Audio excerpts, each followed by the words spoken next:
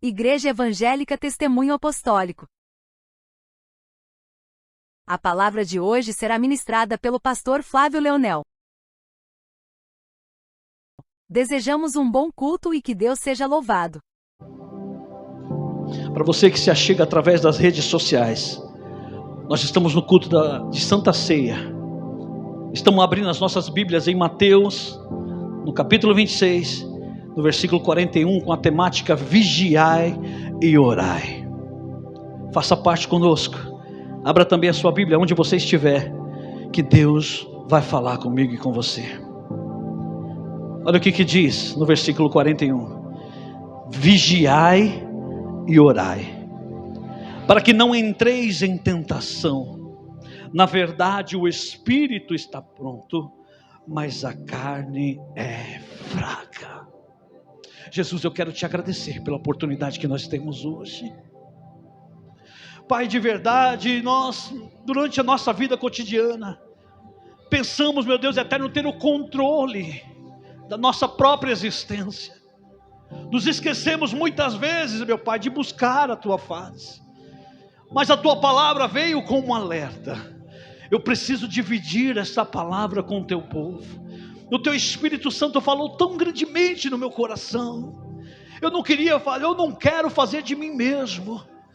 Então, Espírito Santo, tenha liberdade sobre a Tua igreja nesta manhã. Que a cada coração contrito, meu Deus, que veio buscar uma palavra da Tua parte, possa ser ouvida. Que o eu se cale, que o Teu Espírito fale mais alto. Do contrário, meu Pai, nós pedimos que toda a opressão maligna, tudo aquilo que não provém de Ti, tudo aquilo que venha tentar atrapalhar esse momento, caia por terra agora. E que haja apenas liberdade ao Teu Espírito Santo, que Ele fale mais alto a cada coração, tudo para a honra e glória do Teu nome. Você vai se assentar aplaudindo e glorificando a presença maravilhosa do Espírito Santo. Seja bem-vindo, Espírito Santo de Deus. Aleluias. Aleluias. Eu me lembro na minha caminhada com Cristo, ou melhor, eu fui criado dentro de igreja. E eu me recordo nesses praticamente 42 anos de ministério de louvor, em que eu estive louvando, passei por vários ministérios, por várias bandas. Cheguei a gravar um DVD com uma banda de renome. E eu me lembro quando estava em dificuldade nas congregações em que passei e nos lugares em que fui pastoreado. Sempre que se estava em momento difícil, sempre que passávamos por algo ou por coisas corriqueiras em nossa vida que não sabíamos lidar, a instrução que nós tínhamos: você tem que buscar a Deus. Os mais enérgicos olhavam e diziam: você tem que fazer propósito. Outros diziam: você tem que subir no monte, você tem que apresentar essa causa. Outros chegavam para mim: você tem que jejuar. Tudo isso é válido, não sou contra isso.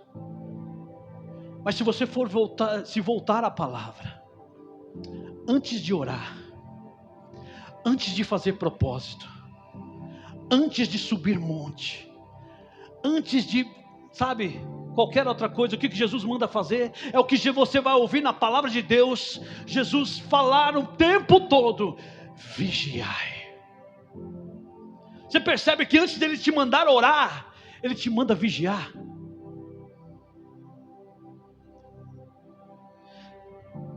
E as pessoas que me instruíam, elas faziam isso porque elas acreditavam, como muitos hoje acreditam, que o poder está na oração. Vou fazer uma oração forte. Outros acreditam que o poder está no jejum que eu faço. Outros acreditam que, olha, eu vou para o monte, eu vou sair poderoso. Jesus veio hoje falar para mim e para você que se você não vigiar, nada disso tem valor. Não adianta fazer propósito se eu não vigio. Não adianta jejuar se eu não vigio.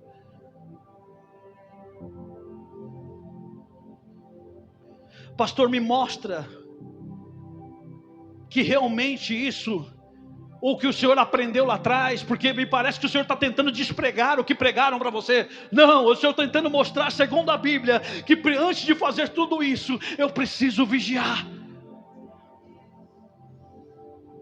Eu congreguei, eu estava em Campina Grande, no estado da Paraíba, e lá eu comecei a frequentar uma igreja.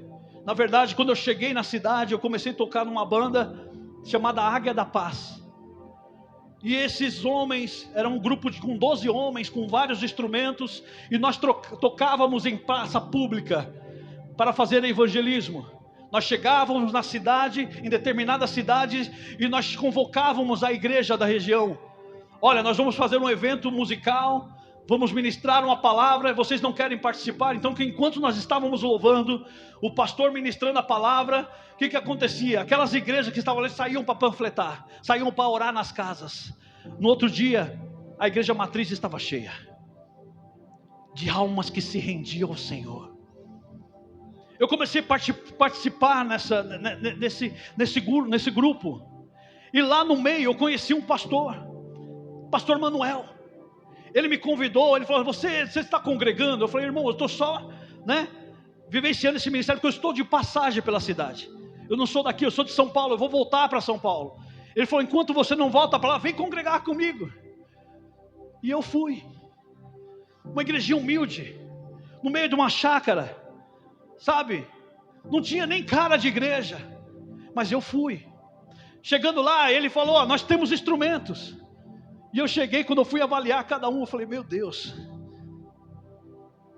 Eu comecei a pensar, tantos recursos nós temos na cidade grande. Eles tinham instrumentos muitos, sabe, que deixavam a desejar mesmo. Eu tinha levado um valor comigo, eu procurei a loja de música mais próxima, eu fui lá, comprei 2 teclados. Eu fui lá, comprei as peles da bateria da igreja que estavam todas furadas. Eu coloquei, e vamos louvar, comecei a ali ensinar alguém para também me ajudar. E o louvor começou a fluir. Em pouco tempo a igreja encheu, movidas pelo louvor. E eu me lembro que sempre que eu chegava ali, se fosse para instruir alguém, na música, ou de repente recepcionar alguém, tinha um jovem que ele vinha para perturbar o culto.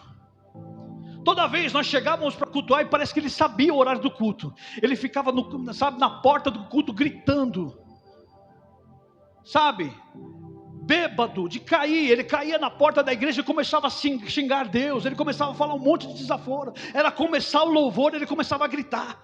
As pessoas perdiam a paciência com ele. Os obreiros tinham trabalho em tirar ele de lá. Ele chegou a agredir obreiros na porta da igreja, porque ele queria entrar e fazer escândalo. O pastor colocou a igreja em oração. Nós não podemos aceitar isso, essa perturbação. E eu me lembro que com poucos dias que a igreja se colocou em oração por essa perturbação, aquele jovem veio se converter. Eu me lembro que no momento de louvor que nós estávamos fazendo, o pastor tomou um microfone e começou a ministrar algo. E quando nós menos esperávamos, aquele jovem estava ajoelhado de frente do altar com as 2 mãos para cima. Eu quero aceitar Jesus. Ele foi recepcionado no seio da igreja. Eu passei cerca de 1 ano e 8 meses naquele lugar. Esse jovem se converteu, sabe, de ser exemplo aos outros.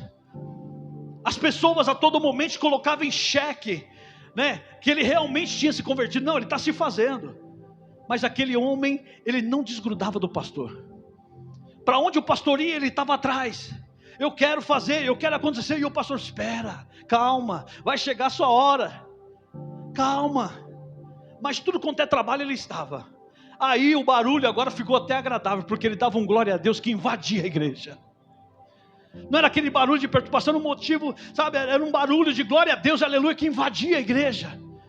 Certa feita nós estávamos numa reunião, estávamos preparando para sair com o grupo Águia da Paz. E esse jovem, ele disse: eu vou com vocês. E eu falei, pode vir, né? Você é meu convidado, você vai conosco.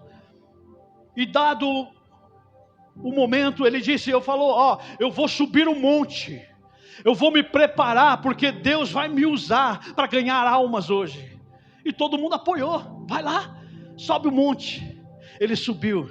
Quando ele chegou na igreja, para nos encontrar, para ir lá para o dia do encontro, né, na praça pública, fazer o evento, ele chegou para a gente lá dizendo, eu estou fogo puro. Subi no monte, eu estou crente até o tutano. Quero ver diabo se aproximar. Usando a linguagem de hoje, vem em mim. A geração Z de hoje diria, vem no parque, o pai está on. Porque eu fui no monte. Estou cheio de Deus. Ele foi para o evento conosco. Evangelizou. Foi uma bênção. Ele voltou emocionado. Pastor, eu orava, sabe, os demônios caíam. Eu falei, glória a Deus. Não era nem pastor, era na época era diácono. Mas ele na emoção falava, olha, eu orei, demônios caíram. Eu falei, glória a Deus. Aquele jovem voltou para casa. Era num sábado. No domingo de Santa Ceia, um dia como esse, ele não apareceu. Todos ficaram preocupados, porque ele não era de faltar culto, não faltava culto. Ele não apareceu. Obrigado. Até que alguém, depois que acaba o culto, chega na porta e procura o pastor. Pastor fulano de tal. Sim, sou eu. O pastor Manuel se apresentou, sou eu. Olha, fulano caiu. Eu não disse que ele não tinha se convertido. Na noite de sábado que ele tinha evangelizado, ele voltou para casa, era época de festa junina. Toda a família dele se reuniu no sítio, no casebre dele. Fizeram uma festa. Daqui a pouco chega esse jovem por trás da pessoa que chegou para acusá-lo, dizendo, pastor, eu pequei. Eu vi a lata de cerveja, eu não resisti, eu tomei. Eu me lembro de ter tomado a primeira, as outras eu não lembro mais. É por isso que Jesus diz, vigia. Antes de orar, antes de fazer propósito, vigia. Porque a gente pensa que está em oração, está, sabe, separado, tirando um momento de propósito com Deus. Eu estou poderoso. Eu quero mostrar algo para você na Bíblia agora. Abra logo agora em Mateus, deixa marcado aí que nós vamos voltar. Em Mateus, no capítulo 3. Porque muitas vezes quando nós viemos para a igreja, ou viemos para o evangelho, muitas vezes é assim. Nós esperamos ser recepcionados numa casa como essa, dessa forma. Sabe, porque alguém evangeliza lá fora dessa forma assim, ó, dizendo, vai lá que seus problemas vão acabar, vai lá que a sua família vai ser levantada, vai lá que Deus vai te dar um carro, uma casa, uma esposa, promessas, promessas e promessas, e a gente vem todo entusiasmado. Quando a gente entra por umas portas como essa, olha o que acontece. Capítulo 3, no versículo 13, você levanta as suas mãos, você se converte. Logo depois da conversão, o que é instruído a você? Olha, você tem que se batizar. Olha só o que acontece aqui. Versículo 13 do capítulo 3 de Mateus. Então veio Jesus da Galileia ter com João junto ao Jordão para ser batizado por ele. Não é tudo como manda o protocolo? Você primeiro se converte. Qual que é a esperança? Minha vida melhorar. Alguém fala, para sua vida melhorar, você tem que se batizar. Tudo como manda o protocolo. 14, mas João opunha-se-lhe, dizendo, eu careço de ser batizado por ti, e vens tu a mim? Jesus, porém, respondendo, disse-lhe, deixa por agora, porque assim nos convém cumprir toda a justiça. Então ele o permitiu. Faz parte do protocolo, porque isso é cumprir a justiça de Deus. É levantar a mão, receber o Senhor Jesus, e depois confessar através das águas do batismo. É protocolo. Depois disso, o que nós esperamos da parte de Deus? Pronto, já fiz a minha parte, agora Deus tem que me abençoar. Olha o que vem depois, versículo 16. E sendo batizados, Sendo Jesus batizado, saiu logo da água, e eis que se lhe abriram os céus, e viu o Espírito de Deus descendo como pomba e vindo sobre ele, e eis que uma voz dos céus dizia: este é o meu Filho amado, em quem me comprazo. Ou seja, é tudo que eu e você esperamos. Cumprir o protocolo, ser recepcionado dessa forma, o céu vai se abrir para mim, ou seja, toda sorte de bênção vai cair sobre mim.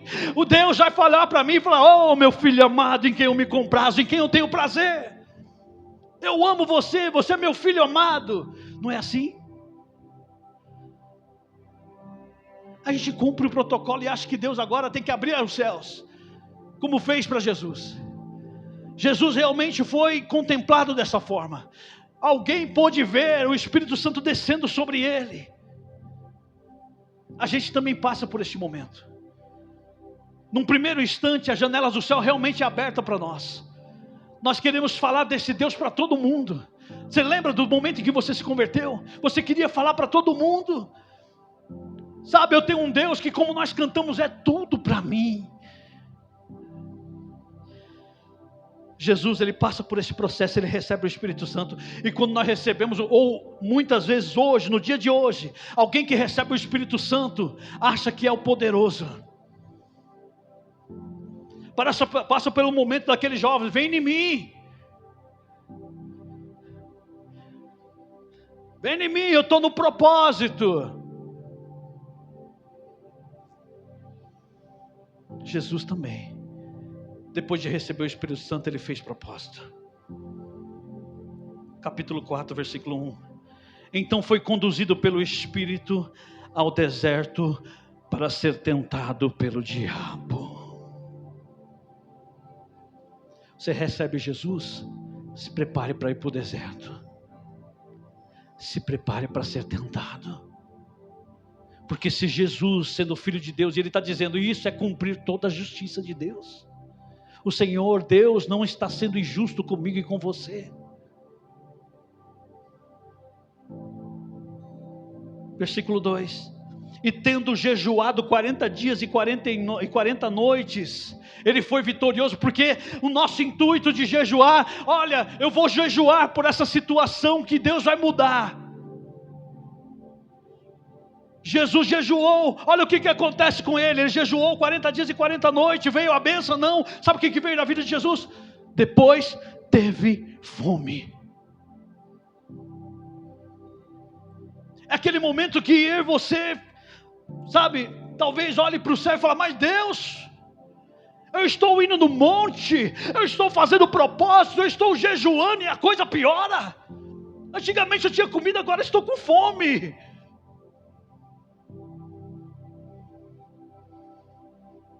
Você lembra da primeira leitura?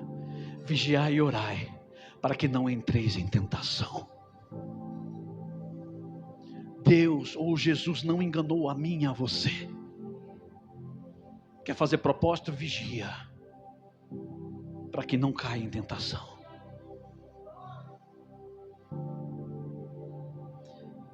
Porque pensa, nós pensamos ser poderosos por fazer um jejum.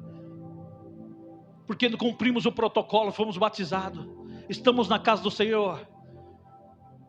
Faz um jejum.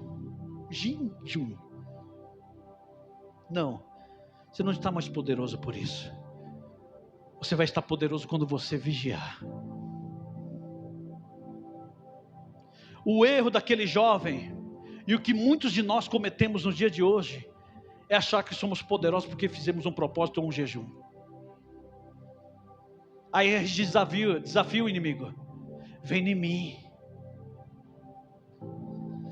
Quando lá, aleluias, em 2 Coríntios capítulo 2, no versículo 2, Paulo nos instrui a não ignorarmos os ardis do inimigo. Sabe o que ele está falando? Ele é ardiloso.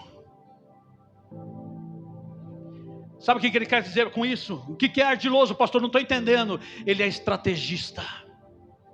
Ao contrário de mim, de você, ele nos estuda.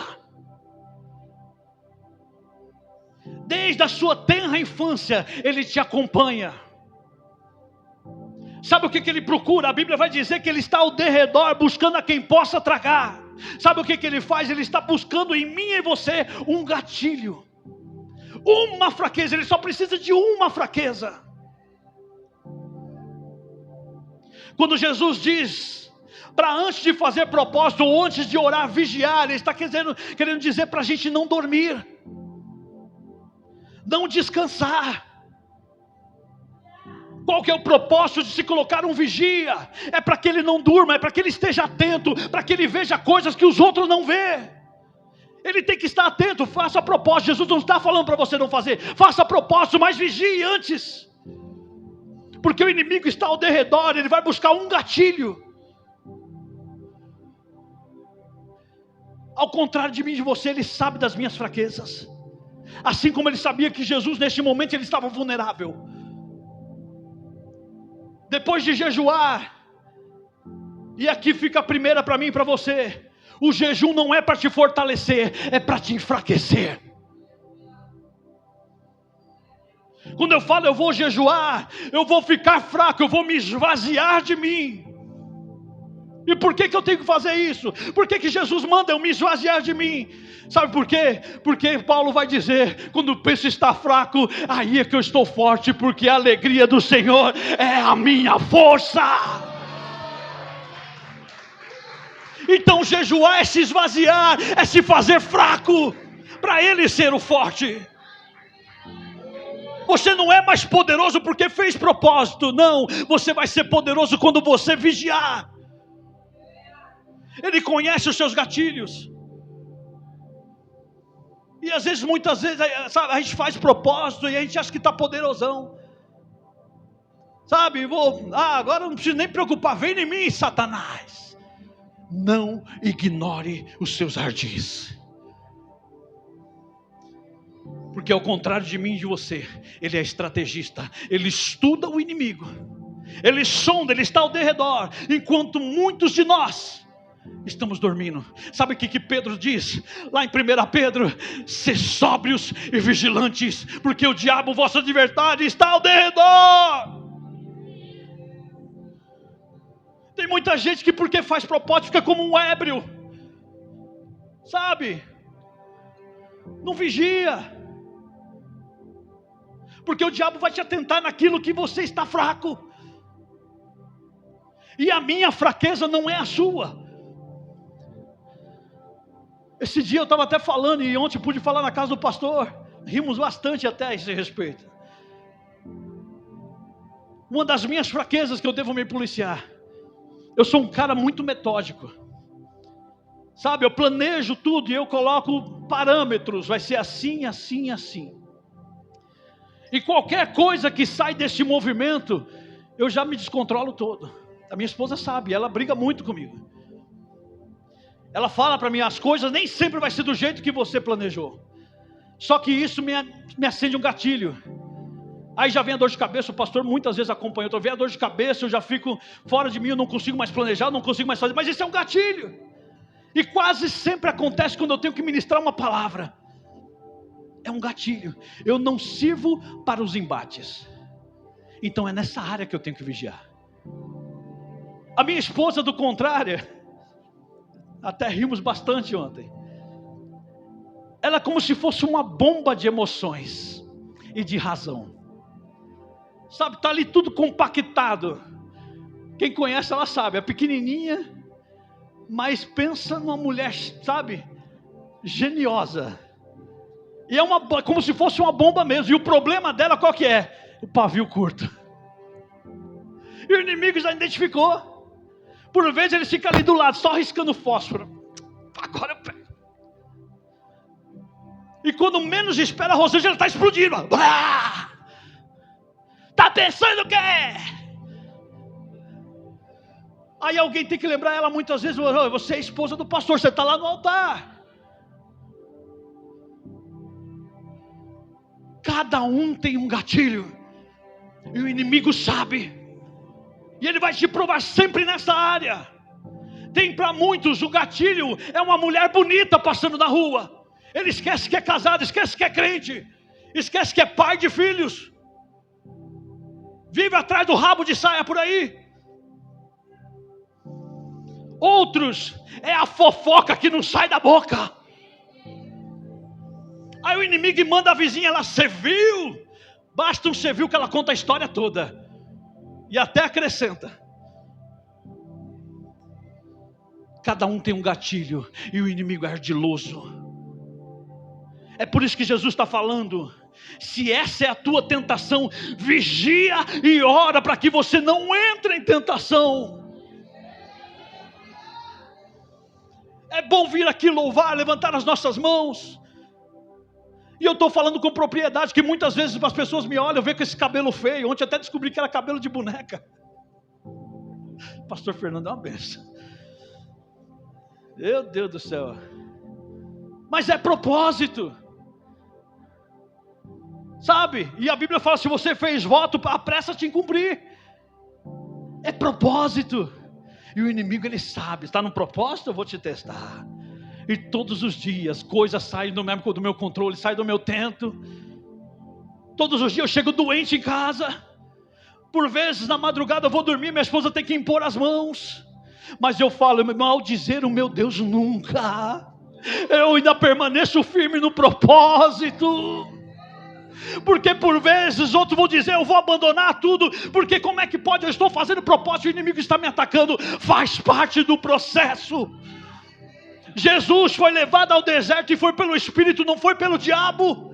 Ele foi levado pelo Espírito para ser tentado. Então, meu irmão, tentação faz parte da nossa caminhada. Agora cair nela faz parte do processo de você vigiar. A carne é fraca, sim, mas você tem que vigiar. Você não é qualquer um, você foi comprado a bom preço. Sabe, porque os primeiros que vão te apontar, sabe, falando daquele jovem, foi o próprio familiar. O próprio familiar chegou lá falando, olha lá, ó, não falei que não tinha se convertido? Aquele jovem, ele chorou copiosamente diante do pastor. Pastor, eu mereço ser disciplinado, pastor. Eu caí, pastor. O pastor olhou para ele e dizia, vem comigo à sala. E ele entrou na sala com o pastor e todo mundo estava na expectativa, o pastor vai disciplinar, vai colocar de banco.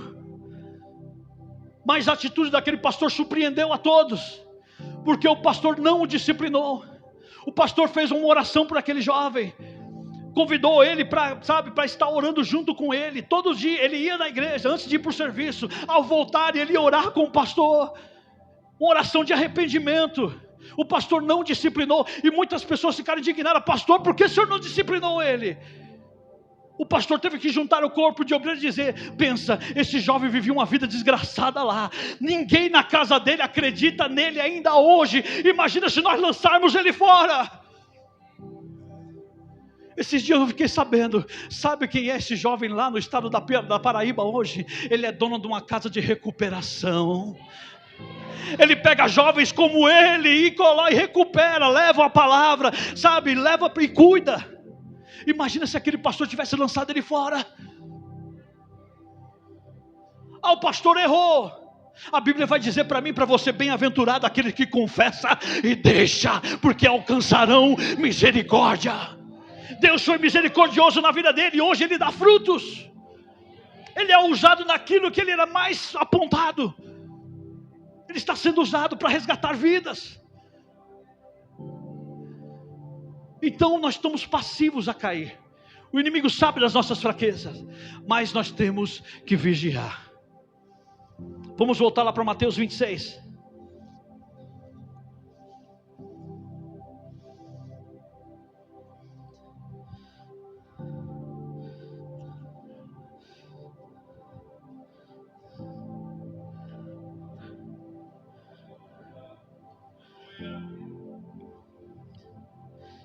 Mateus 26, eu quero ler a partir do 31. Jesus, ele está prestes a ser entregue à crucificação.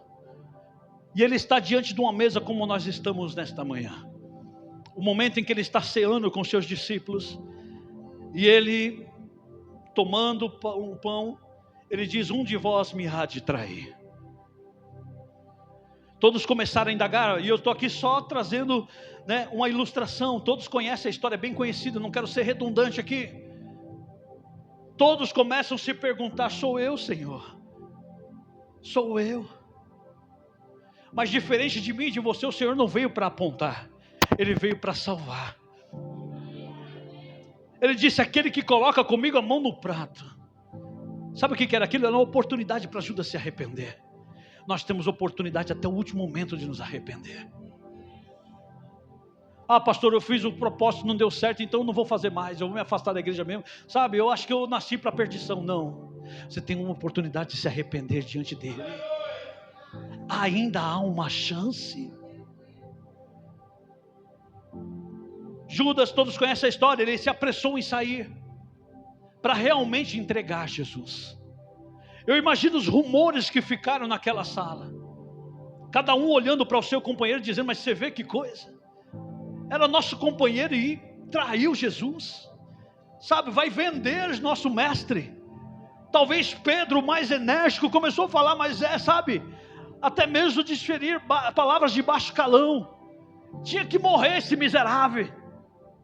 Talvez fosse um paraibano, porque a Bíblia diz que ele puxou a espada lá e cortou a orelha de um deles. Tinha que ser um paraibano, andava armado, tinha que morrer esse miserável. Aí Jesus, talvez vendo um momento, nós estamos aqui conjecturando, porque a leitura vai nos dar alusão a isso. Jesus, observando tudo isso, ele resolve colocar ordem na casa. Olha o que ele fala no versículo 31. Então Jesus lhes disse: todos vós esta noite vos escandalizareis em mim, porque está escrito: ferirei o pastor e as ovelhas do rebanho se dispersarão. Mas depois de eu ressuscitar, irei adiante de vós para a Galiléia. Mas Pedro respondendo disse-lhe: ainda que todos se escandalizem em ti, eu nunca me escandalizarei. E disse-lhe Jesus: em verdade te digo que nesta mesma noite, antes que os galos cante, 3 vezes me negarás. E disse-lhe Pedro: ainda que me seja necessário morrer contigo, não te negarei. E todos os discípulos disseram o mesmo. Enquanto estava o rumor lá, todo mundo queria falar mal do Judas, porque era um traidor, Jesus falou: todos vocês vão se escandalizar. Não se ache melhor não, porque todos vocês vão se escandalizar. Pedro: não, ainda que me seja necessário morrer com o Senhor, eu nunca me escandalizarei. Sabe o que é isso? Vem em mim, Pai tá um.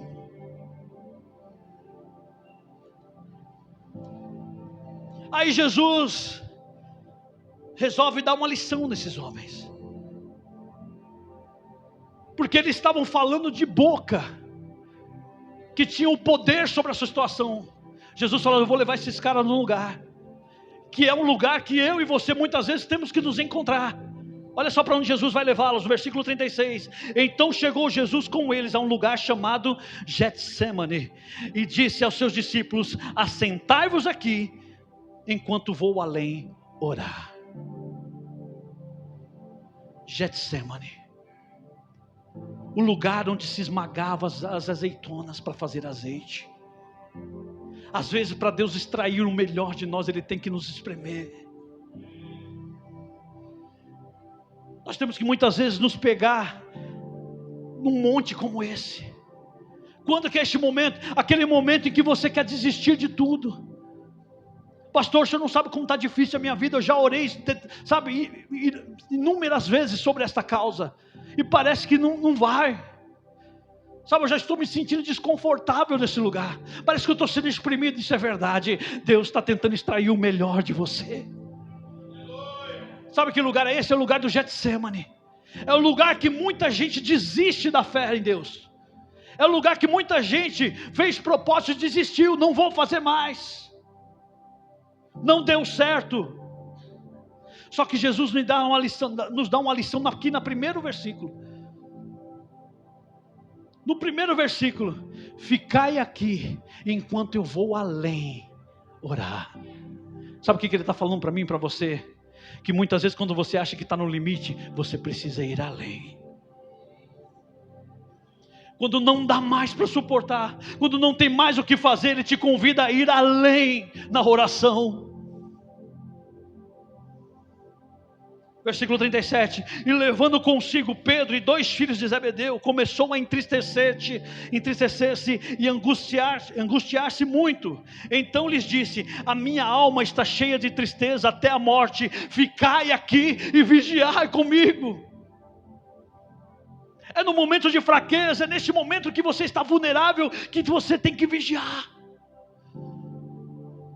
Porque o inimigo está ali, ele está pertinho, só buscando uma brecha para te derrubar.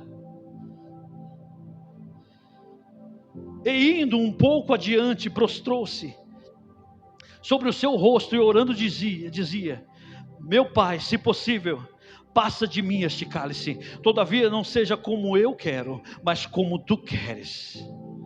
E voltando para os seus discípulos, achou adormecidos e disse a Pedro: então nem uma hora pudesse vigiar comigo? Percebe? Em nenhum momento Deus ou Jesus coloca o propósito, ou o jejum, ou um monte, ou a oração. Ele coloca o vigiar, porque o poder de Deus está aí, manifesto aí, no vigiar. Muita gente fala de oração forte. Vou fazer uma oração forte. A oração não tem força nenhuma se você não vigiar. Jesus, ele volta da oração dele e pega os discípulos dormindo. E Jesus fala no versículo 41, vigiai e orai para que não entreis em tentação. Na verdade o espírito está pronto, mas a carne é fraca. E indo segunda vez orou dizendo: Pai, se possível, passa de mim este cálice. Melhor, deixa eu voltar aqui. E indo segunda vez orou dizendo: Pai, se este cálice não pode passar de mim sem eu o beber, faça-se a tua vontade. Muitas vezes quando fazemos propósitos, nunca é para fazer a vontade de Deus, é para fazer a minha. Vou fazer propósito, vou fazer jejum sobre esse negócio, o quê? Para fazer a tua vontade? Não. Ore e faça propósito para que seja segundo a vontade dEle.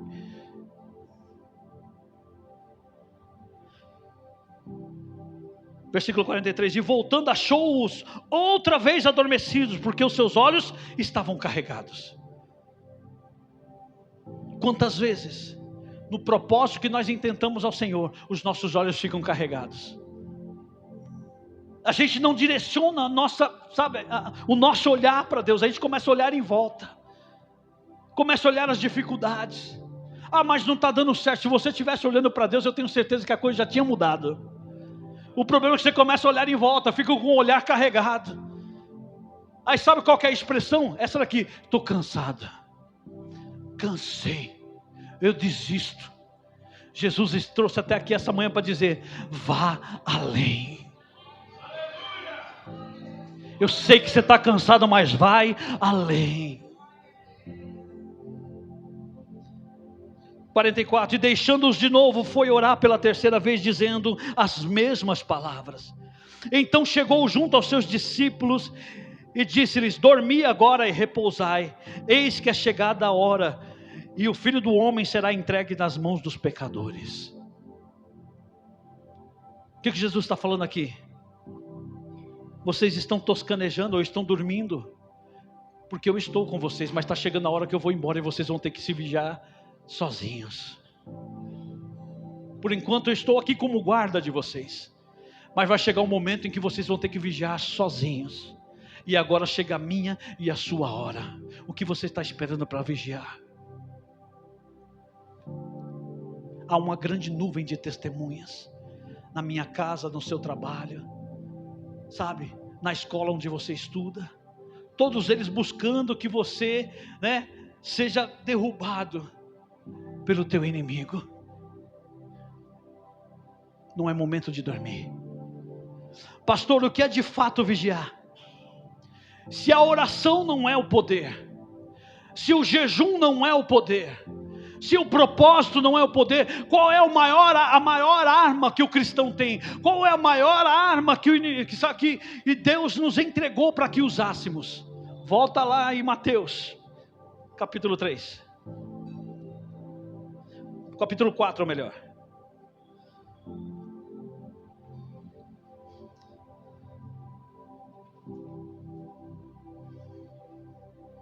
Jesus, ele jejuou 40 dias e 40 noites. Ele está com fome. O que a Bíblia está falando para mim e para você aqui? Ele estava num momento de fragilidade. Qual que era a fragilidade de Jesus como homem? Ele estava com fome. O inimigo sabia disso. E ele chega para Jesus no versículo 4, no versículo 3, dizendo: e chegando-se a ele o tentador disse: se tu és o Filho de Deus, manda que essas pedras se tornem pão.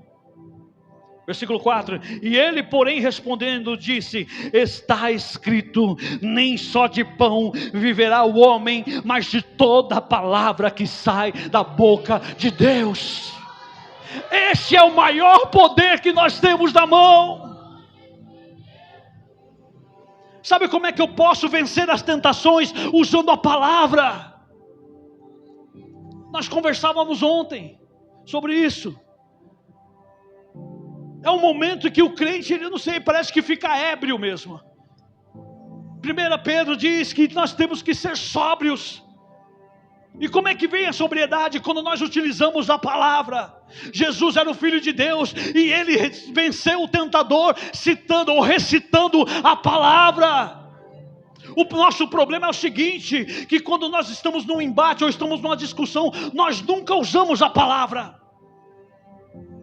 Há momentos que eu estou nervosinho, que me fecharam no trânsito, muitas vezes falamos até palavrões. Não usamos a palavra numa discussão, nem familiar, ou em qualquer outro lugar que seja, nós não usamos a palavra.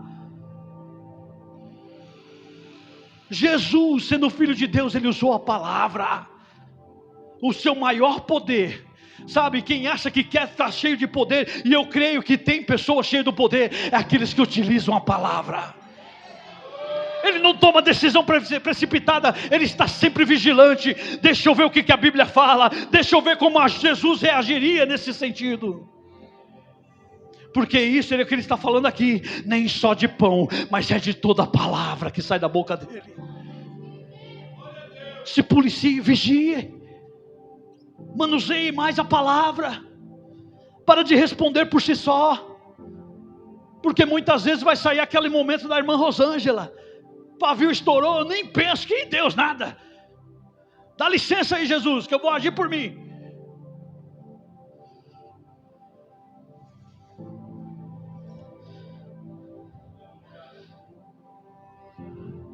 Versículo 5, o diabo ele resolveu tentar Jesus em todas as áreas que os homens são tentados. A primeira coisa que nós não conseguimos viver sem o pão de cada dia.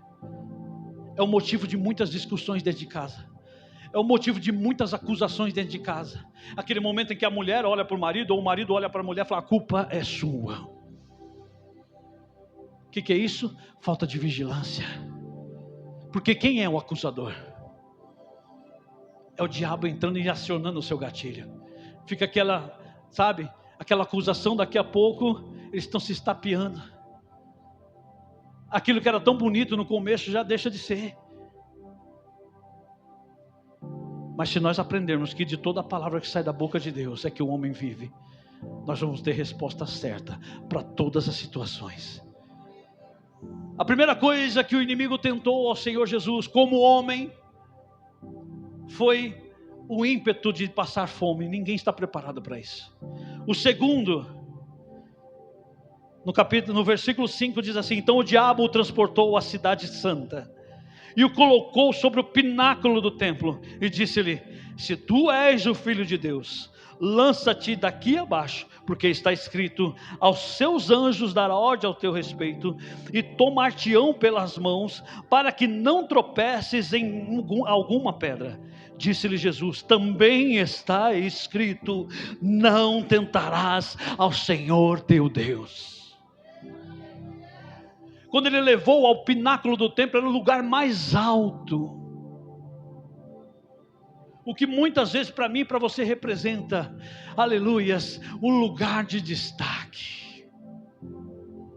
Eu almejo estar um dia no altar, sabe, estar nas alturas, ser reconhecido.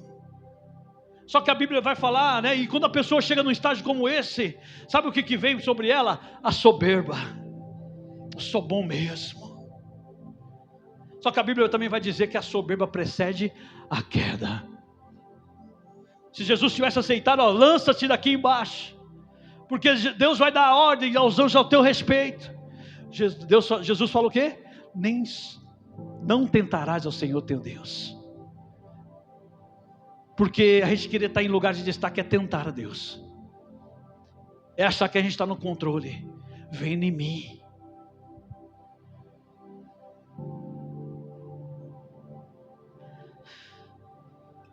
Versículo 8. Novamente o transportou o diabo a um monte muito alto e mostrou-lhe todos os reinos do mundo e a glória deles. E disse-lhe: tudo isto te darei se prostrado me adorares. Então Jesus disse-lhe: vai-te, Satanás, porque está escrito: ao Senhor teu Deus adorarás e somente a Ele servirás. Então o diabo o deixou, e eis que chegaram os anjos e o serviram. A nossa bênção ou a sua vitória vai vir quando você aprender a vigiar na palavra.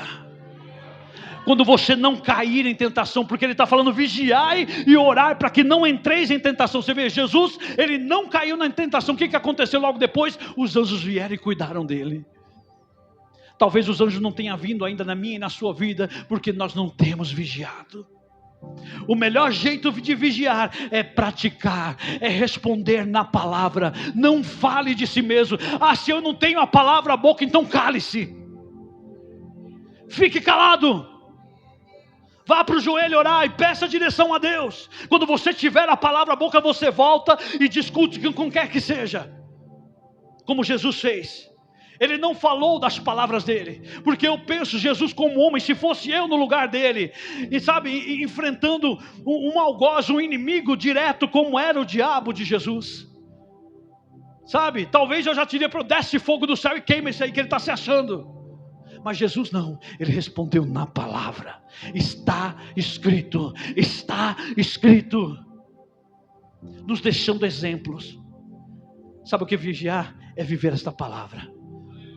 Se você conseguiu entender essa palavra, eu te peço, coloque de pé.